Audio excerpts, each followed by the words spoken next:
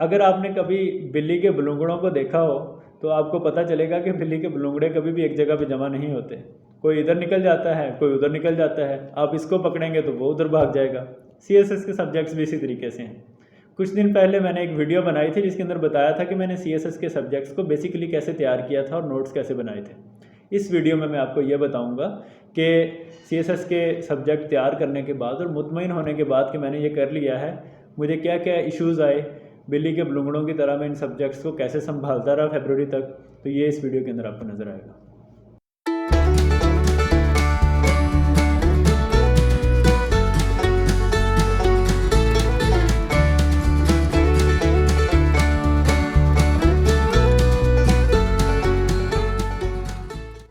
अगर आपने सीएसएस की तैयारी से रिलेटेड मेरी जो स्ट्रगल्स थी उस पर फर्स्ट वीडियो नहीं देखी तो उसका लिंक आपको आई बटन में नज़र आ रहा है। मैं आपको ये रिकमेंड करूँगा कि आप उसका फर्स्ट पार्ट ज़रूर देखें ताकि आपको पता चले कि सीएसएस की तैयारी शुरू कैसे की जाती है और क्या जॉब के साथ सीएसएस मुमकिन है या नहीं।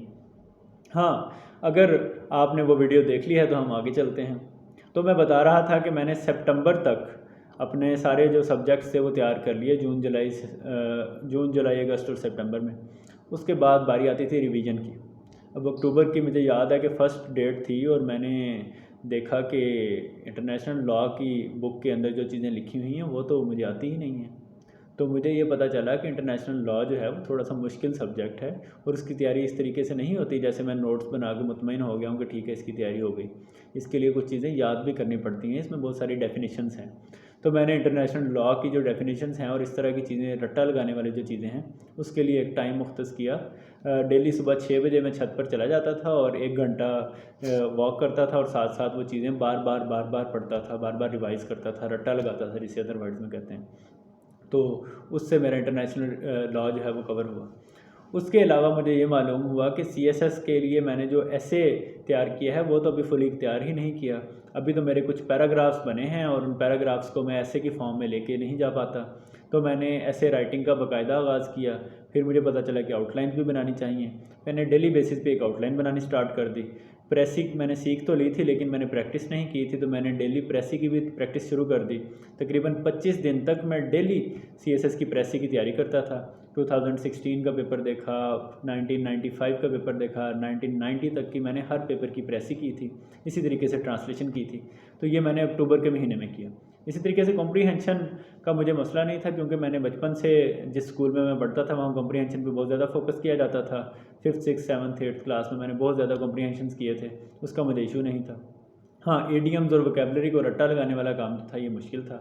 इसके लिए मैं क्या क्या नहीं करता था। मैं कभी वर्ड के कार्ड्स बनाता था, कभी बुक के एंड पे लिखता था, कभी अंडरलाइन करता था, कभी उसके सेंटेंसेस बना बना के देखता था। लेकिन बिल्ली के बलूंगड़ों की तरह ये भी काबू में नहीं आते थे।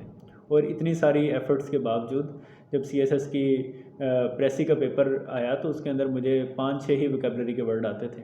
तो इसलिए मैंने अख़ज़ किया कि इस पे बहुत ज़्यादा एफ़र्ट्स नहीं करनी चाहिए, बस आप साथ साथ देखते जाएं तो वोकेबलरी अमूमी तौर पे ऐसे ही होती है, बाकी चीज़ों से आपको नंबर बनाने चाहिए। फिर आपके जो इस्लामियात था उसके अंदर मुझे आयतें नहीं याद होती थी। मैंने आयतें जब याद कर ली, उन्हें लिखा और किसी को चेक करवाया, किसी सीनियर को, तो उसने कहा कि आपने तो आयतें गलत लिखी हैं। तो मैंने दोबारा से इसी इस्लामियात की आयतें लिखनी स्टार्ट कर दी। पाकिस्तान अफेयर्स में मुझे अचानक से इंकशाफ हुआ कि इसके एमसीक्यूज़ जो हैं वो तो बहुत अजीब से आते हैं, बहुत मुश्किल आते हैं और वो कहाँ से मिलेंगे। तो उसके लिए मैंने फिर पास्ट पेपर्स के एमसीक्यूज़ देखे और वन पेपर जो होते हैं एग्ज़ाम्स एफआईए के, आईबी के, उसके जो एमसीक्यूज़ हैं वो देखे। अगर आप पाकिस्तान अफेयर्स के स्क्रीनिंग टेस्ट के लिए एमसीक्यूज़ तैयार करना चाहते हैं तो उसके लिए भी मैंने एक वीडियो बनाई है, उसका लिंक आपको नज़र आ रहा होगा। इसी तरीके के साथ आईआर के अंदर मुझे लगा कि मैं रेफरेंस बुक्स भी पढूं, तो मैंने फिर रिकमेंडेड बुक्स 2-3 डाउनलोड की और मैंने कंप्यूटर से पढ़ी। हार्ड बुक ख़रीदने के तो मेरे पास पैसे नहीं थे, जो सच्ची बात है, तो मैं इंटरनेट से ही डाउनलोड करके पढ़ता था या फिर यूट्यूब से पढ़ता था। तो अभी मुझे आजकल बहुत सारे ऐसे स्टूडेंट्स मिलते हैं जो कहते हैं कि मैं सीएसएस की तैयारी तो करना चाहता हूँ लेकिन मेरे पास पैसे नहीं हैं। तो पैसों के साथ सीएसएस की तैयारी का कोई ताल्लुक़ नहीं है। नॉलेज जो है वो हर जगह आपको अवेलेबल है। मैं लाइब्रेरी की बुक्स यूज़ करता था और इंटरनेट के ऊपर पढ़ता था और इंटरनेट पे भी मुनासिब सा पैकेज करवा कर चीज़ें देखता था। तो अब तो बहुत सारे फ्री वाईफाईज़ आ चुके हैं, बहुत सारी फ्री रिसोर्सेज अवेलेबल हैं बुक्स के, तो आप अगर पढ़ना चाहें तो आप इजीली इंटरनेट की मदद से पढ़ सकते हैं। मैं अपने जो सब्जेक्ट्स की गाइड्स बनाता हूँ इस चैनल के ऊपर, वो भी इसी नीयत से बनाता हूँ कि अगर आपके पास बुक लेने के भी पैसे ना हो तब भी आप वो सब्जेक्ट तैयार कर लें इंटरनेट की मदद से। खैर, तो अक्टूबर के महीने में मैं अपने इन चीज़ों को संभालता रहा। अच्छा, जब नवंबर का महीना आया तो नवंबर के महीने में मेरा एक इंटरव्यू था सिविल एविएशन अथॉरिटी का। वो इंटरव्यू देने जब मैं जा रहा था तो मेरा छोटा सा एक्सीडेंट हो गया और मैं 15-20 दिन के लिए बिस्तर पे पड़ गया। अब इन 15-20 दिन के लिए तो मैं कुछ भी ना पढ़ सका। मुझे परेशानी भी होती थी कि भाई मैं तो सीएसएस की तैयारी करने जा रहा था, मैं इधर पड़ गया हूँ। लेकिन अलबत्ता मैंने वो टाइम निकाल लिया और उस दौरान मैंने क्या क्या किया, मैंने ये किया कि लाइब्रेरी से वर्ल्ड टाइम्स लेकर वो पढ़ लिए। फिर मैंने कुछ अच्छी अच्छी डॉक्यूमेंट्रीज़ देख ली, अच्छी अच्छी मूवीज़ देख ली जिनका हिस्ट्री के साथ ताल्लुक़ था, जिनका सीएसएस के सब्जेक्ट्स के साथ कोई ताल्लुक़ था। मैंने यूट्यूब से एक्सप्लेनर्स देखने शुरू कर दिए। फिर मैंने न्यूज़पेपर बाकायदगी से पढ़ना शुरू कर दिया। मैंने एमसीक्यूज़ तैयार किए। ठीक है, तो इस तरीके के साथ जिन दिनों में आपका ना पढ़ने का दिल करे या ऐसे हालात ना हो कि आप बाकायदा कुर्सी मेज़ पे बैठ के पढ़ें, तो आप इस तरह की छोटी छोटी चीज़ें तैयार कर सकते हैं। इसी तरीके से नवंबर में मैंने करंट अफेयर्स के बारे में ज़्यादा पढ़ना स्टार्ट कर दिया, क्योंकि अब नवंबर दिसंबर में पेपर बन जाता है और जो फरवरी में पेपर आता था वो नवंबर दिसंबर तक के करंट अफेयर्स का आता था। तो मैंने ज़्यादा डिटेल के साथ वो चीज़ें पढ़नी स्टार्ट कर दी। जब दिसंबर का महीना आया तो मेरे ऊपर एक और आजमाइश आ गई, और वो ये आजमाइश थी कि मेरा सिविल एविएशन में असिस्टेंट डायरेक्टर की जो जॉब थी उसका टेस्ट पास हो गया और उन्होंने अच्छे खासे सैलरी पैकेज पे मुझे दावत दी कि आप आ जाएं और ज्वाइन करें।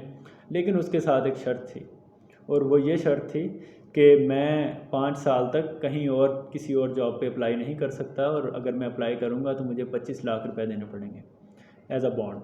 तो इतने पैसे तो मेरे पास नहीं थे और ऑफ़र भी पुरकशिश थी और जेब में पैसे भी कम थे, लेकिन मैंने एक बहुत डेयरिंग डिसीजन लिया और मैंने उस जॉब को ज्वाइन नहीं किया।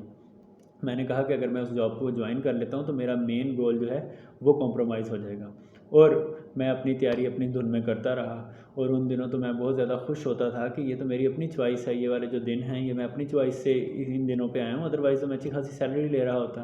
तो दिसंबर में मैंने एसेस भी बहुत सारे लिखे। मैंने जो है वो पिछले सब्जेक्ट्स के नोट्स रिवाइज़ किए जो बनाए हुए थे काफ़ी सारे सब्जेक्ट्स के। कई दिन ऐसे आते थे जिन दिनों में मेरा तैयारी करने का बिल्कुल दिल नहीं करता था, लेकिन स्टिल मैं तैयारी करता रहता था। तो किसी ना किसी तरीके से एमसीक्यूज़ देख लिए, एक्सप्लेनर्स देख लिए, यूट्यूब पे देख लिया, डॉक्यूमेंट्रीज़ देख ली, लेकिन मैं किसी ना किसी तरीके से डेली एंगेज रहता था। उसके बाद जब जनवरी का महीना आया तो मेरा स्ट्रेस बढ़ने लग गया। मैंने ये सोचा कि अगर मैं जनवरी में तैयारी नहीं कर पाऊँगा तो फरवरी का एग्ज़ाम कैसे दूँगा। एसेस भी बहुत ज़्यादा लिखने हैं, ऐसे मुझसे लिखे भी नहीं जाते थे, मुझे परेशानी होने लग जाती थी। 1.5 ऐसे लिखने के बाद, आधा ऐसे लिखने के बाद तो मैंने ये किया कि मैं डेली 1 पेज लिखूँगा, ज़्यादा ऐसे लिखूँगा ही नहीं, मैं पैराग्राफ्स लिखूँगा, मैं 2 पैराग्राफ लिख लूँगा। तो इस तरीके से मैंने स्पीड अप किया अपने काम को। फिर मैंने ये किया कि लाजमी नहीं कि मैं हर ऐसे लिखूँ, मैं उसकी आउटलाइन भी बना सकता हूँ। फिर मुझे ये पता चला कि 2016 और 17 के जो ईयर्स थे, मैं 2018 के सीएसएस की तैयारी कर रहा था, तो उन ईयर्स में, पिछले ईयर्स में ऐसे ज़रा मुश्किल आए थे और वो इंडिया के यूपीएससी के एग्ज़ाम में से आए थे। तो मैंने वो एग्ज़ाम भी निकाले और देखे कि कौन से ऐसे के टॉपिक्स हैं, और उन ऐसे के टॉपिक्स की भी आउटलाइन बनाई, उन पे भी ऐसे लिखे, उनको चेक करवाया। तो इस तरीके के साथ जनवरी का महीना मैंने निकाला। फिर इन्वायरमेंटल साइंस एक दिन अचानक से मुझे मुश्किल लगने लग गई, जो कभी नहीं लगी थी, क्योंकि एग्ज़ाम सर पे थे तो ऐसा तो होता है। तो मैंने वो तैयार करने शुरू कर दिए। मीनवाइल मैंने एक और जगह पे अप्लाई किया हुआ था टर्किश लैंग्वेज के लिए। टर्की में स्कॉलरशिप आ गया पंजाब गवर्नमेंट की तरफ से, और उन्होंने कहा कि आप अपनी पुलिस वेरिफिकेशन करवाएं और इस्लामाबाद जाकर एम्बेसी से कोई स्टैम्प्स वगैरह लगवाएं ताकि हम आपको टर्की भेज सकें। तो अब ये मेरी दूसरी आजमाइश थी, लेकिन मैंने कहा कि क्योंकि मैं सीएसएस की तैयारी कर रहा हूँ और मैंने अपने आप को सीएसएस के लिए वक्फ किया, तो मैंने ये अपॉर्चुनिटी भी छोड़ दी और मैं अपनी तैयारी करता रहा। 15 फरवरी को मेरा पहला एग्ज़ाम था एसए और प्रेसी का। 14 फरवरी को मैंने कुछ ख़ास काम नहीं किया, सिर्फ वर्कशॉप की और सोचा कि कल मैं किस तरीके से एग्ज़ाम में बैठूंगा, और उसके बाद मैं एग्ज़ाम में बैठ गया। सीएसएस एग्ज़ाम्स जो थे उसके अंदर एक दिन में 2 पेपर होते थे, तो मैं सुबह भी पेपर देता था, शाम भी, और रात को आके पढ़ता था। लेकिन एक अच्छी बात यह थी कि मेरे नोट्स इस काबिल थे, इस हालत में थे कि मैं इजीली रिवाइज़ कर पाता था। 1.5 घंटे के अंदर, 2 घंटे के अंदर पूरा सब्जेक्ट जो है वो नोट्स के फॉर्म के अंदर मेरे सामने था। अगर आपको ये नहीं पता कि अच्छे नोट्स कैसे बनाते हैं तो उस पर आप मेरी वीडियो ज़रूर देखें, जिसका लिंक आपको ऊपर नज़र आ रहा है। अच्छा, तो CSS के एग्ज़ाम्स दिए, एग्ज़ाम्स के अंदर टफ़ टाइम्स भी आते हैं। मुझे याद है कि मेरी सालगिरह भी एग्ज़ाम्स के अंदर ही आ गई और सुबह मेरे पेरेंट्स ने फ़ोन किया और उन्होंने मुझे विश किया। सालगिरह उन्हें नहीं पता था कि मैं एग्ज़ाम दे रहा हूँ, तो मैंने सोचा कि ये किस चीज़ की विश दे रहे हैं, मेरा तो पेपर आसानी से निकल जाए। और सारे चुन चुन के वो वाले टॉपिक्स जहन में आते थे जो तैयार नहीं किए हुए थे कि कहीं ये सारे इकट्ठे होकर ना एक पेपर में आ जाएँ। पाकिस्तान अफेयर्स के अंदर मैंने कुछ टॉपिक्स छोड़े भी थे, तो मुझे ये डर पैदा हो गया उस सुबह के यही सारे पेपर के अंदर टॉपिक्स आने हैं। जब पेपर करता था तो वो बड़ा इजी होता था, अगले दिन के पेपर के बारे में फिर खौफ पैदा हो जाता था। तो इसी खौफ की कैफियत में और इसी उम्मीद की कैफियत में जो है वो मैं पेपर करता रहा। CSS के एग्ज़ाम्स दिए, उसके बाद 8 माह वेट किया और जब रिज़ल्ट आया तो मुझे पता चला कि मैंने पहले ही अटैम्प्ट में CSS का एग्ज़ाम पास कर लिया है। तो ये मेरी पूरी तैयारी का तरीक़ाकार था जो मैंने आपको बताया है। अब इसके बाद मैं एक वीडियो ऐसी बनाऊंगा जिसके अंदर मैं आपको बताऊंगा कि CSS की तैयारी के दौरान मैं डेली बेसिस पे क्या करता था, सुबह उठ के क्या करता था, अपने आप को कंट्रोल कैसे करता था, अपनी अकाउंटेबिलिटी कैसे करता था। तो उसके लिए आप इस वीडियो का पार्ट 3 ज़रूर देखिएगा।